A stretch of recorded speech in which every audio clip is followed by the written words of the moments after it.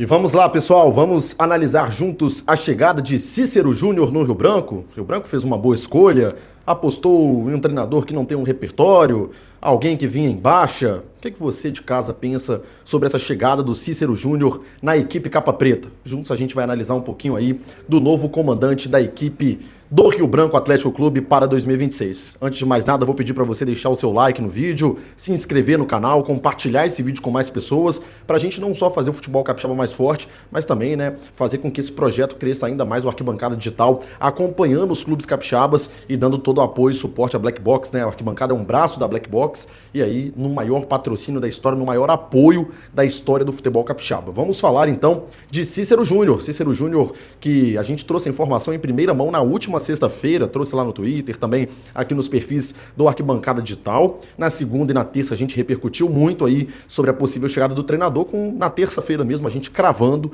que o Cícero Júnior seria anunciado, que aconteceu nesta quarta-feira. Bom, falando um pouquinho sobre o treinador, antes da gente entrar nos detalhes, para o torcedor que desconhece o Cícero, é um treinador jovem, tem ali 45 anos, um cara que é o rei dos acessos em Minas Gerais, conseguiu acessos do módulo 2 para o módulo 1, da segunda divisão para o módulo 2, além de um acesso em Campeonato Brasileiro, da Série D do Campeonato Brasileiro para a Série C do Campeonato Brasileiro. Cícero Júnior fez boa parte da carreira até o momento no Atlético, ficou 5, 6 temporadas à frente do clube de São João del Rei, participou do projeto que praticamente fez o Atlético se tornar um clube potência, vamos dizer assim, do interior de Minas, fez essa ascensão mágica da equipe do Atlético, depois não conseguiu repetir o bom desempenho em outras equipes, Até teve um desempenho razoável no Gama, passou também pelo Azures, deu uma rodada legal pelas equipes do Pouso Alegre, do Itabirito, não conseguiu ser aquele Cícero Júnior que prometia, lá no início da carreira, e até mesmo pelo desempenho que se esperava dele,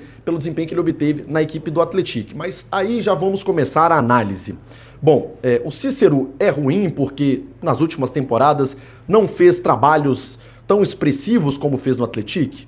A gente sabe que treinador oscila ao longo da carreira. Treinadores vitoriosos na carreira nem sempre vencem tudo, A gente tem grandes exemplos, não só no futebol do Espírito Santo, mas no futebol nacional como um todo e até mundial, O Cícero teve no Atlético algo que ele pode reencontrar no Rio Branco, que é a chance de desenvolver e participar do desenvolvimento do projeto. E por que eu digo isso? Como o Atlético era uma equipe que estava no futebol amador de Minas Gerais, o Cícero participou da construção do projeto, que levou o Atlético lá de baixo até lá em cima. Não é o caso do Rio Branco. O Rio Branco já é um clube da elite do futebol do Espírito Santo, um clube que está se consolidando novamente no cenário nacional. É claro, foi só a primeira temporada, mas esse é o principal objetivo, se consolidar numa Série D, numa Série C, numa Série B de Campeonato Brasileiro a longo prazo. Mas o Cícero vai participar de um projeto de construção do elenco. E não que ele não tenha participado de outras construções de elenco, mas ele vai ter também um papel ativo na construção do elenco de 2026. É claro, com o respaldo da diretoria, com o auxílio ali do diretor de futebol Guilherme Lobo, mas a gente sabe que o Cícero vai ser uma peça fundamental, no final de contas, apesar não, porque no final de contas é ele que vai comandar esse grupo. Então tem esse fator que condiciona o trabalho do Cícero. Outro ponto, o Cícero é muito bem avaliado, não só pelos diretores de futebol aqui do estado, mas por uma gama muito grande de Minas Gerais. Eu sou de Minas, eu mantenho contato com alguns colegas que trabalham na imprensa mineira, mantenho contato do interior de Minas sobretudo, e já ouvi de 2, 3 dirigentes, contratação boa, contratação importante. O Cícero é um cara que tem um poder ali de convencimento legal, vai atrair jogadores interessantes. O Cícero também é um cara que conseguiu dar respostas rápidas quando a equipe do Atlético precisava, conseguiu fazer aquele time funcionar. E aí, nos outros trabalhos, não repetiu um bom desempenho, não repetiu, mas o Cícero sempre teve empregado em projetos importantes. Então, é bom também pontuar isso. Por outro lado, a gente também tem que pensar o seguinte. Eu vi o torcedor perguntando por que o Cícero e não, por exemplo, o Jorge Castilho. Também é um grande profissional, Participou do projeto do Maringá, que o Maringá é um case de sucesso, que o Rio Branco pode se inspirar. E aí eu acho que o Cícero tem um fator positivo a mais do que o Jorge, pelo menos na minha avaliação, tá? Isso aqui é tudo a minha avaliação e tá tudo bem se alguém discordar. A margem de experimento do Cícero é maior do que a do Jorge. O Jorge só trabalhou no Maringá até então. Agora acertou com o Uberlândia, vai disputar também o Brasileirão Série D, o Uberlândia, equipe do futebol mineiro, mas o Jorge tem uma amostragem menor, e isso, claro, pesa no planejamento. Então, quando o Rio Branco interrompe o trabalho com o Rodrigo Fonseca e olha lá para uma lista de 10, 12 nomes, 15 nomes, e aí vai colocando os prós e contras, Ó, esse cara aqui é bom de grupo, Esse cara aqui está dentro da nossa realidade financeira. Esse cara aqui já foi experimentado em situações diferentes do futebol. Um futebol mais exigente do ponto de vista físico, um futebol que vai exigir mais do ponto de vista tático. Ah, esse cara aqui já lidou sob pressão num grupo complicado de Brasileirão, num grupo complicado de Campeonato Mineiro. Enfim, tem todos esses detalhes que são levados em consideração. Tem um cara que vai topar vir pelo valor X e que quer jogadores de valor X. Tem um cara que só topa vir se puder buscar aquelas peças determinadas.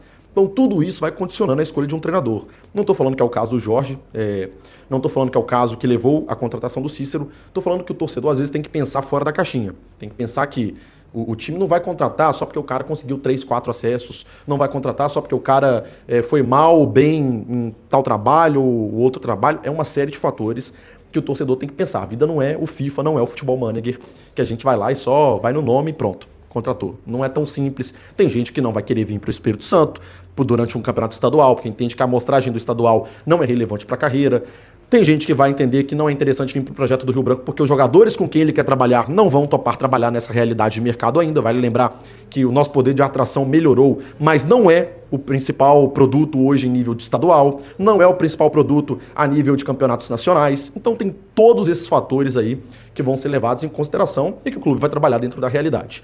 Agora, a minha opinião, Robson, sobre o Cícero. Claro, como o torcedor tem dúvidas, eu acompanhei recortes do trabalho do Cícero, recortes em Minas Gerais e recortes do Brasileirão Série D, porque o Vitória estava no grupo do Atlético e o Democrata de Governador Valadares também estava, né? Que é o clube da minha cidade. Então pude acompanhar ali o trabalho do Cícero em recortes dessas partidas e também recortes do Campeonato Mineiro. Se é um treinador que vai dar certo ou não, eu acho que o tempo é quem vai responder melhor. E aí, por que eu acho que eu vou ficar na cautela nesse momento? O Ricardo se esperava muito do trabalho dele, acabou não dando certo, apesar de que era um profissional que tinha as qualificações ideais para o projeto. O Rodrigo Fonseca veio para apagar incêndio e acabou fazendo esse time funcionar.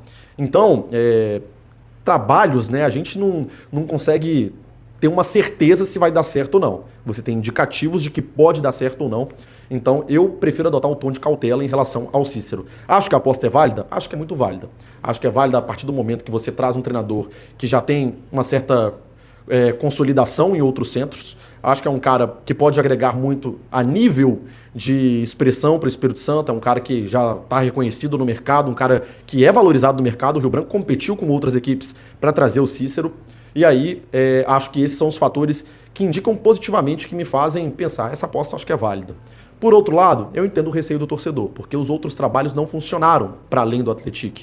Mas eu fico apegado na ideia de que agora, com calma, ele vai poder participar da construção do projeto que está sendo feito para o Rio Branco de 2026. Bom, eu quero saber a sua opinião sobre a chegada do Cícero Júnior. Vale a pena? Rio Branco fez bem? Rio Branco deveria ter mantido o Rodrigo Fonseca? Rio Branco poderia ter investido em outro nome? Gosta da ideia do Cícero?